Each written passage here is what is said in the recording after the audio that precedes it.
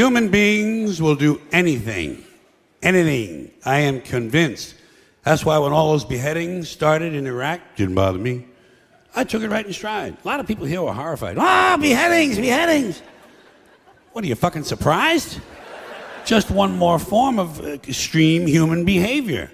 Besides, who cares about some mercenary civilian contractor from Oklahoma who gets his head cut off? Fuck him. Fuck him. Hey, Jack, you don't want to get your head cut off? Stay the fuck in Oklahoma. Stay the fuck in Oklahoma.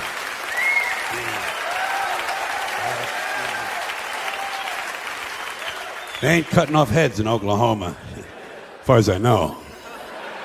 But I do know this. You strap on a gun and go strutting around some other man's country, you better be ready for some action, Jack. You better be ready for some action. People are touchy about that sort of thing. And let me ask you this while I have you good, clean Americans here. This is a moral question, not rhetorical. I'm looking for the answer. What is the moral difference between cutting off one guy's head, or 2, or 3, or 5, or 10, and dropping a big bomb on a hospital and killing a whole bunch of sick kids?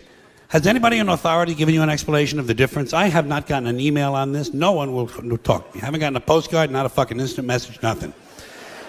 Now, in case you're wondering why I have a certain interest and fascination, let's call it, with torture and beheadings and all of these things I've mentioned, it's because each of these items reminds me in life, every time one of them occurs, it reminds me over and over again what beasts we human beings really are. You know, when you get right down to it, human beings are nothing more than ordinary jungle beasts, savages, no different from the Cro-Magnon people who lived 25,000 years ago in the Pleistocene forest eating grubs off of rotten logs. No different. Our DNA hasn't changed substantially in 100,000 years. We're still operating out of the lower brain, the reptilian brain, fight or flight, kill or be killed.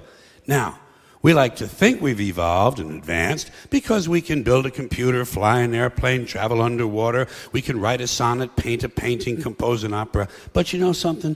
We're barely out of the jungle on this planet. Barely out of the fucking jungle. What we are is semi-civilized beasts with baseball caps and automatic weapons.